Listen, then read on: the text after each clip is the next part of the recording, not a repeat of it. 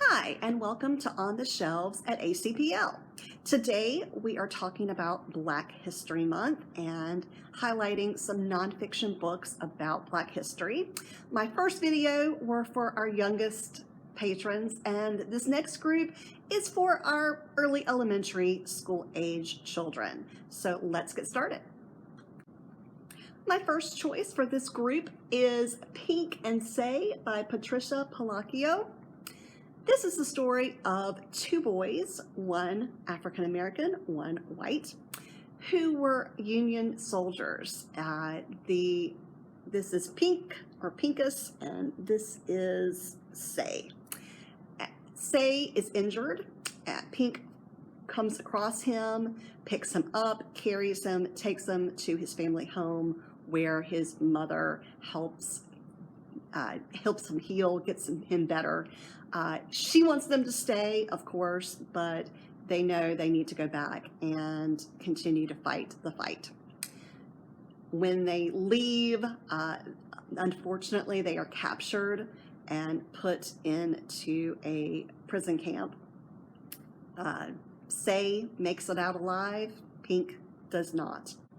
This is based on a true story from Patricia's life. It is one of her ancestors, so it is a great story to read with your kids. My next book is Brave Black First, 50 plus African American women who changed the world. It is by Cheryl Willis Hudson, and it is a book put out by the National Museum of African American History and Culture, which is the newest Smithsonian museum. This book highlights women who were trailblazers in athletics and politics and the entertainment industry, every aspect of our life. Black women who were suffragists, Black women who went on to invent things, scientists. So if you have a daughter or a son who would be interested in reading about some very trailblazing and wonderful African American women, this book would be a great choice. My next choice is Nobody Gonna Turn Me Round, Stories and Songs of the Civil Rights Movement, and it is by Doreen Rappaport. This book uses people's stories and the protest songs to tell the arc of history of the Civil Rights Movement. So it begins at the time of Emmett Till and goes through the Civil Rights Movement, sharing stories, sharing songs. And if you have a child who really connects to music, this would be a great choice to help them learn more about the Civil Rights Movement. My next choice is Let the Children March by Monica Clark Robinson. In 1963, Dr. Martin Luther King spoke, and the people of Birmingham, Alabama were compelled to protest, to do something. But many of the adults felt they would lose their jobs, they would lose their livelihood if they asked off for time or took time off to protest. So who led the protest? Children. So this is a great story to talk about what a difference a person of any age can make when you have strong convictions. And it also shows some of the kind of scary sides of what the Civil Rights Movement looked like from the eyes of a child. It does show them using water hoses and dogs and people spitting on the children. And so it's a good lesson for kids to learn how brutal this time of our history was. And my final book also is from a story from 1963.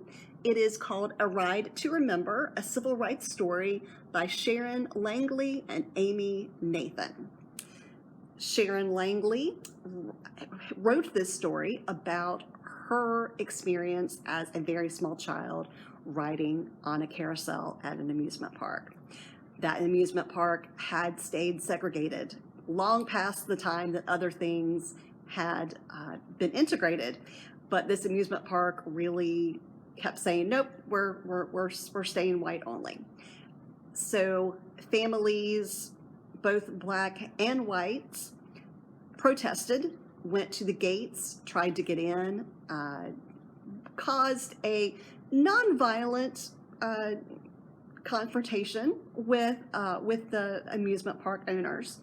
Finally, the amusement park relented, I suppose, seeing the writing on the wall that this was not something they were going to be able to do. And so they did allow African Americans to come in and enjoy the amusement park. And Sharon Langley's parents took her. She was the first African American child to ride one of the rides, and of course it was the carousel. And I think the best part of the story was that one of the white families who put their kids on the carousel looked at her father, because she was too young to sit on it by herself. So her father stayed with her and kind of held her on there. And one of the white families said, "Will you watch our kids too?" And of course her father said yes. And I think that is such a great testimonial to the fact that not everyone felt the way that this amusement park did, that it ought to have stayed segregated. So if you would like an uplifting story, this is a really great book to read. Those are my choices for books to read with your young elementary age children. However, we have many, many more in the library. You can see there is a display behind me for Black History Month, as well as other books on our shelves. If you would like to put any of them on hold, you can give us a call at any of our branches, or you can go online at alamancelibraries.org and click on catalog. I hope you enjoyed this, and we'll see you next time on the shelves.